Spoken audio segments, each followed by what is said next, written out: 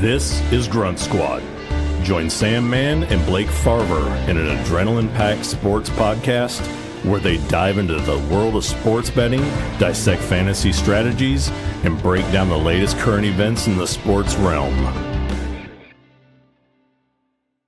Welcome in to the Grunt Squad. Grunt Squad. Good morning. Top of the morning to you, Captain. Tink. Top of the morning. I'm telling you. Welcome. Man, we have so Lots of stuff. many things to go over. Lots I'm your host, Sam Mann. My co-host, Blake What's going on, Farver. people? What's up? Happy freaking holidays. Happy New Year, guys. Happy New Year. From the Grunt Squad to Yes, you. I'm telling you. It was quite a weekend Fun that we weekend. had. Very fun weekend. We were at the Bucks game, in We case you were. guys didn't see, from our Instagram, which, by the way, check us out on Insta. Yes. We were there. Mm-hmm. We posted some thoughts Yes. for the Bucks Saints game, and I was torn in half, and I still ended up wearing a Bucks jersey. You did. You did. I wonder what would have happened if you wore a Saints jersey. I would have been happy because the Saints won. Or the Bucks would have won. I was in a win-win situation. Yeah, whatever. You're happier now This is true. because they at least have a shot. Yes. Not a clear-cut path, but a path nonetheless. Well, let's just hop right in it.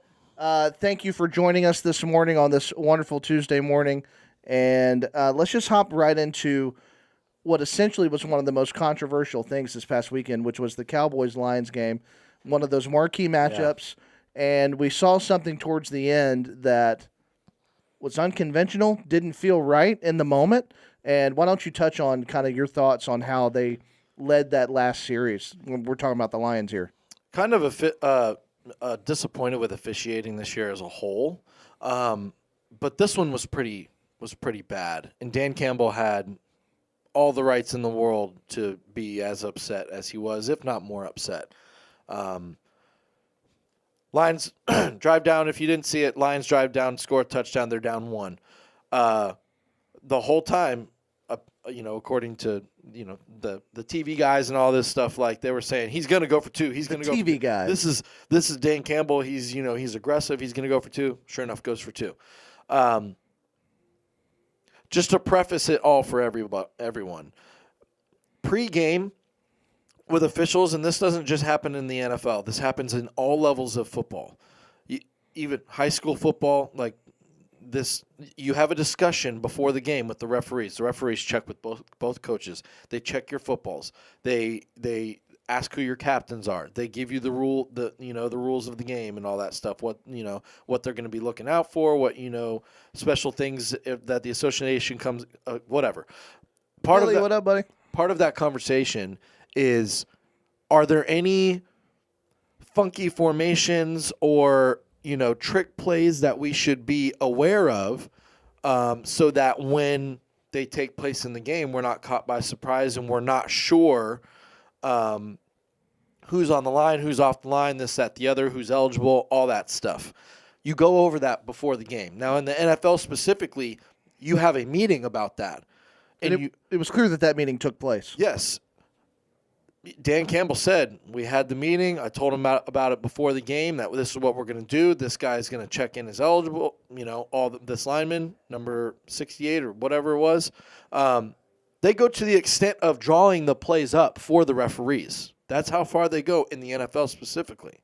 Did all that. There's camera shots that you see of number 68 going to the white hat official, checking in with him, Which is the lead official, by the way. Yes. Checking with him. The guy that you hear that comes on the mic or whatever. Making the audio. calls, yes. Learning all the things today. Checks in with him. Checks in with the line judge, and they even announce it. And he catches a 2-point a pass in the end zone for 2-point conversion. They get it. That would have given them the lead with under a minute. They throw a flag for illegal touching by an ineligible receiver. Obviously, they lose their mind. Dan Campbell's losing his mind. All the guys on the field, they're losing their mind. He checked in, and there's another shot of Dan Campbell going, I told you, like multiple times. Yeah. And then, so they have to move back 5 yards. They go for They go for a 2-point conversion, throw it, illegal or no offsides. Micah Parsons offsides. Crazy. So they do it again. Crazy. So all that to say, they missed the 2-point conversion. They lose the game. A lot was riding on that game. Here's where I struggle. I think they should have just kicked it. I think the way that their defense was playing, both defenses played well, and I think the Lions defense specifically was playing well enough to where they could be like, guys, we need a stop right here. Let's tie it up and let's take this thing. We can go toe to toe against these guys. Yeah, I think I get it. Trying to win the game. I'm with you. I'm with you to an extent. So I'm okay with them originally going for it on 2, but not after the thing. Right, not after that happened. There's no way they go for it for the 2 on the 3 yard or the 2 yard line, 3 yard line, whatever it is. I'm fine with them doing that. Now when they got backed up, okay, it's time to you need 7 yards. You're like that's 7 or 8 yards. That's a lot more. And analytically speaking, that changes the scope of what you're able to do, play calling wise, and able to draw certain things up. At that point, I think they need to go with what should have been what felt like the proper thing. Now, I'm not sitting here saying that I'm like some analytics expert, but just no. And then once they get the penalty to move back to, of course, at this point, there's not a whole lot that's going to hold them back from going for it at that point. Right. I don't know. Carlos Travis, what's up, guys? So, good morning. So that was very controversial. A lot was riding on that. The potential 1 seed was still on the line at that point, which is wild. Which we would later find out that it was, the Niners locked it up, which. Good for them, but even a 2 seed that changes matchups. Like it changes a lot of things. So I don't know. What do you think about? What do you guys think? This officiating specifically in this game, and then officiating as a whole this year. I think it's been very inconsistent. Yeah, and I think that it needs to be addressed. Like as grand scope of, we all need to have a come to Jesus moment and like sit here and talk about like, hey, like what's the issue here? What's the real thing? Yeah. And that needs to be addressed, whatever that thing is. So, but yeah, I mean, both teams played really, really well. Goff had a good game. 19 for 34, 271. Defensive battle. He did have 2 interceptions, which that's, Dallas's defense is what they're known for. Turning you over. Yes, and their run defense was there and was present. Pretty much kept Gibbs at bay, which arguably one of the best second half backs this season, fantasy and otherwise. Steven, what up? Carlos, love you too, buddy. Robert, appreciate you joining the conversation. Steven, oh yeah, the man. Oh yeah, what up, buddy? Last thing I'll say about this, and we can move on. Yes. What I did like in this game specifically is to see that Detroit could play a very good team on the road, that they had that potential. So, if Detroit can play like this going forward, they got a shot. You can't take them out of it. Now, we also know how inconsistent Detroit has been. So, again, also on the road. Right. They're a much worse road team than they are at home. Very good at home, but it was nice to see that they were able to go on the road this week against a playoff caliber team and at least compete. In a lot of these games that they've played on the road, they've gotten sometimes blown out. So that happened to Baltimore. And this connection that now Dak has with CeeDee Lamb over the course of this, I mean, dude, 17 targets, 13 to 227. I mean, like, give this guy the football. Yeah. He's going to take it to the house. Yeah. We're going to get him there. Was a struggle in fantasy this week, even with the W. Yes, some people struggled in fantasy this week. Oh, boy. Thanks for giving me the transition. Billy, you're great. Thanks, pal. Appreciate you. Some people did struggle in fantasy this week. Yeah. Some people did not. I want to tip the cap, sir. You beat me in my own league. Yeah, go ahead, hit the right one. Yes, congratulations. Thank you so much. You beat me in my own fantasy league. Yes. Congratulations. I did come in second. Yes, you did. But I did win one of the Oxford leagues, which I was pretty excited about. Congratulations Thank on you, that. sir. So I did get a championship. We got one, so was happy with that. Nice. But let's dive into who we thought was a team that was going to be entering and kind of making a playoff push, which was Las Vegas, the Raiders. Yep. And rolled the dice. We did, and the Colts took care of business. It was a great game. 23-20 was the final, and it was very possible, very, very possible. If they win that game, their playoff chances skyrocketed.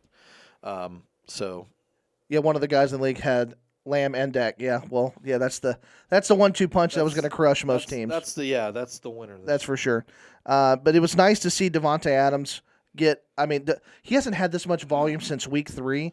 21 targets, 13 for 126 and 2 touchdowns. I mean, they, despite the loss, there's still some hope. Yep. At least knowing that still have some talent there. Gonna have some decisions to make in the offseason. Gonna have to, because he wants out. Well, yes, but I think it really for him. I think it's going to depend big time on who's coaching going forward, because they still have an interim guy there, and they seem to like him though.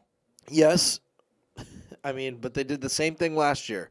They had a guy that was the interim coach for the majority of the year, and they made a run, and the team loved him, and then they decided to go the McDaniels direction, and didn't work. Hasn't worked whenever Josh McDaniels tries to head coach a team. I like him as an offensive coordinator. Yeah. But much like Todd Bowles, I don't think that he's a head coach. Yeah, I don't. Yeah, man.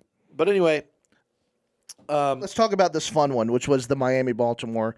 And let me tell you, you could really, really tell a difference without Waddle, without Mostert. And I know that HN's the guy with the juice, but having that 1-2 punch is significant.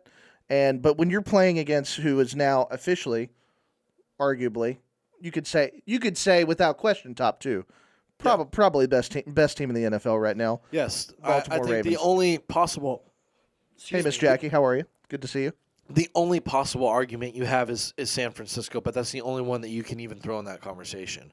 The way that Baltimore has been playing lately, they're the best team in the league. They're playing lights out. By far the best team in the AFC. I think that when San Francisco is on their A game, that would be a very, very good battle. A very tight game. That would be an amazing Super Bowl if both teams brought their A game. I mean, Miami's defense gets more depleted now. Bradley Chubb out for the season, torn ACL. Loss. That is a massive loss. That is massive loss. Game changing. Like in the grand scope of this is a team who we had going to the Super Bowl, and now I think with these pieces, it's starting to deteriorate. And we already had issues with them being full staff, being able to make a deep run. Now I think it's going to be so much more difficult. Their only hope is to get Mostert and Waddle back healthy and just get in shootouts with teams and hope to be the last one standing in that. Their defense, I just don't think now that they're so depleted on that side of the ball, I just don't see them making a balanced run where they can afford to, punt the ball away a couple times. No, they're gonna have to score a lot. I think they're gonna have to score in the 30s to be even in a close game. And they've been doing that pretty consistently. So it's not to say that they can't do it when everyone's healthy. Right. They weren't able to do it. Baltimore's got a very good defense in their offense. Working on all cylinders. They're schedule adjusted. I think they're either 28th or 29th against quarterbacks. So quarterbacks do not play well against Baltimore. No. They just don't. I'll tell you. Mostert and Waddle better be available for the Dolphins this week, or they're in trouble. They've been the top of that division all year, and now they have a legitimate shot at looking at a wild card instead of the number 2 seed. A lot is riding on that game. Yeah. A lot is riding on that game. This game specifically for Buffalo, they're favored by 3 on the road, which I think that's fair. Now, once the injury reports later in the week, the practice reports come out, that may change. Should adjust, yeah. A little bit, but not much. I don't think it's going to adjust. I think the combo of both of them could impact it a point and a half, maybe even 2. Total, though. That's what I'm saying. Yeah, I don't think it's going to. You need both I don't guys. think it's going to flip it to be the Dolphins. Waddle probably holds a point in expected value. Let's just say they both hold a point. Like, for argument's sake. Yeah. Sure. They're still not favored at home. Kaylee, what's up? Happy New Year. So, all of that to say, the Bills, if they win, they are the 2 seed. They own all the tiebreakers in that scenario.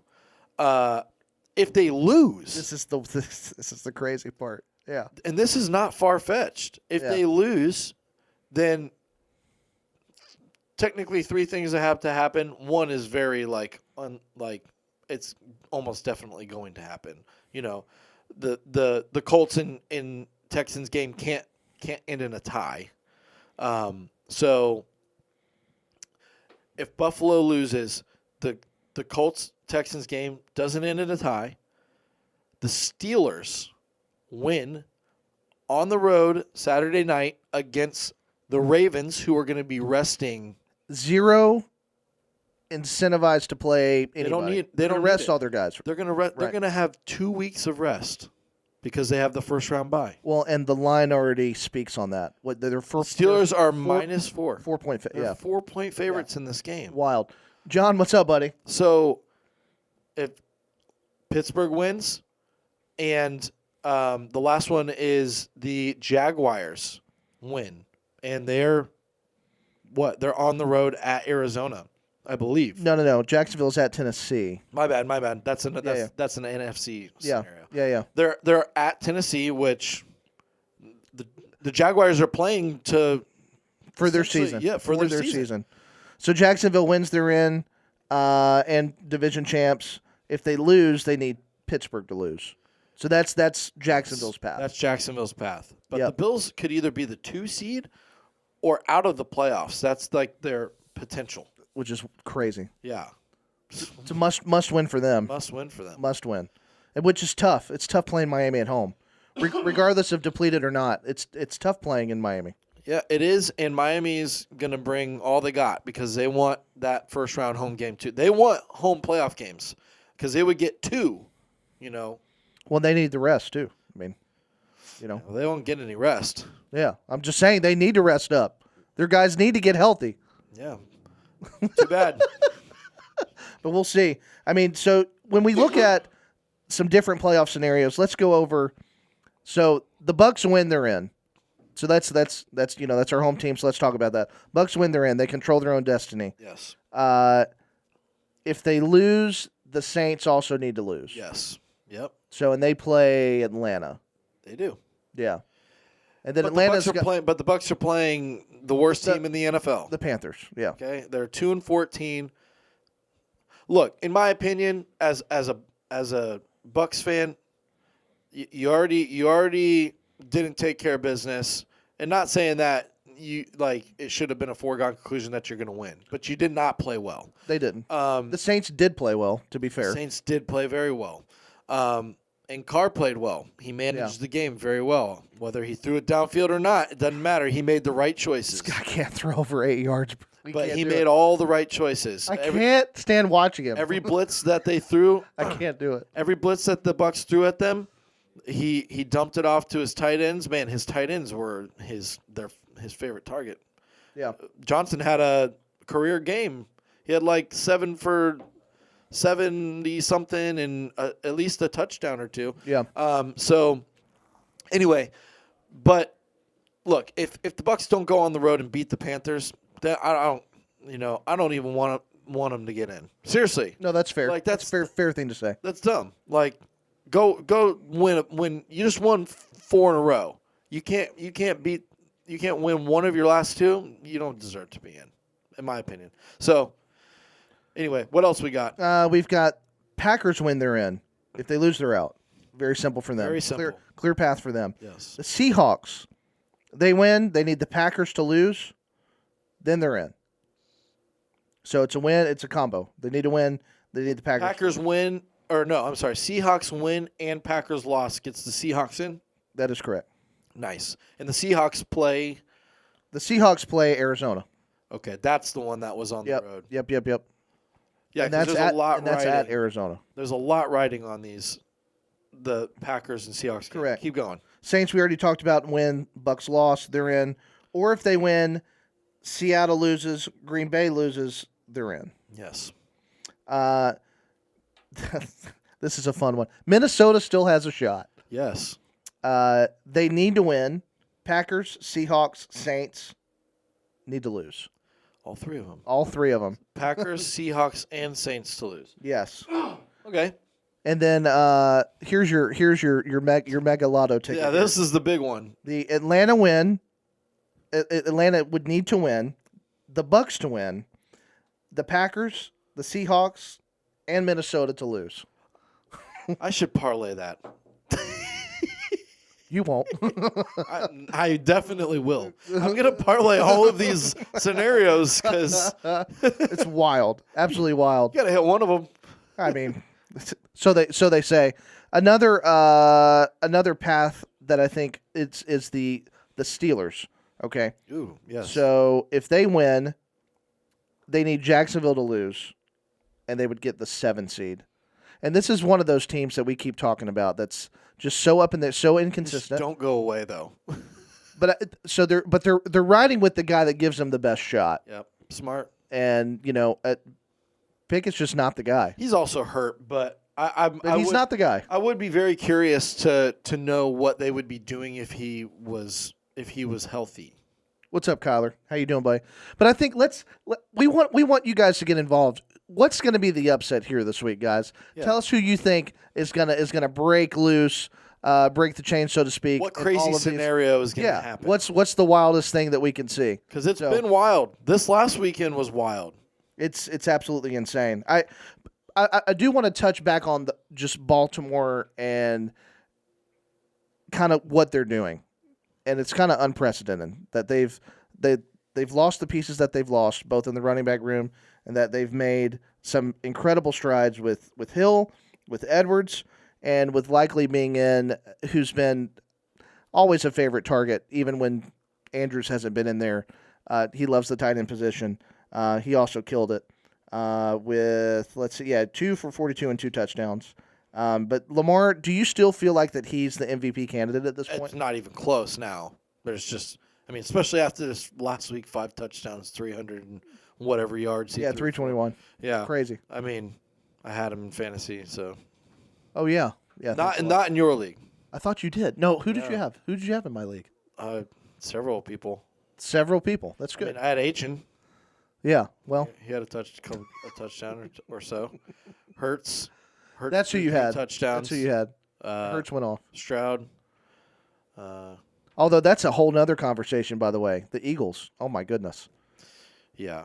Well, we could touch on that. Let me just 2 things in my opinion for the Baltimore thing, and then we can talk. Let's do that. 2 factors are what's making the difference this year, in my opinion, is the health of their defense. Their defense is not injured, and their defense is playing very well. They're winning games for them, even though they're scoring a lot of points. It's because their defense is getting the offense on the field a lot of 3 and outs, a lot of turnovers, a lot of defensive scores, quite frankly. They're leading the league in both of those categories. It's wild. Yeah. The other, and this one might even be bigger, is the health of Lamar Jackson. And you said it hasn't happened, and you said not just wood, Lamar. man. You said how healthy are they going to stay down the stretch? You mentioned Lamar, but you also, as a whole, but it's their core guys. Yeah. Because there's not many of them that have been reliable. It's the same issue that they have now with Kansas City, and you see how depleted they are. You've got Kelsey, Rashid Rice, and then who else? So, and I'm saying we're talking. That's not an injury thing. No, that's a talent. That's a lack of talent thing. But I'm saying here is even more so with as good a defense as they had, with as a complete team as they are. Every piece is that much more valuable. So when you've got your core together, for sure, it's just and your defense. If your defense is healthy, then you have a shot. They're putting them in a position, like you said, like They're able to rest. They're able to put their guys. They put themselves in a position to win on both sides of the ball, and they've been doing it consistently now. Right. So they're clearly the team to beat. Well, let's touch on the Eagles. We saw this happening. We saw that early on in the season that It's so bad. that they were winning games that they easily could have lost, and now here we are losing to one of the worst teams in the league, one of the worst defenses in the league against Arizona, and they didn't take care of business. How do you feel about the Eagles moving forward and their playoff push as we look towards the playoffs?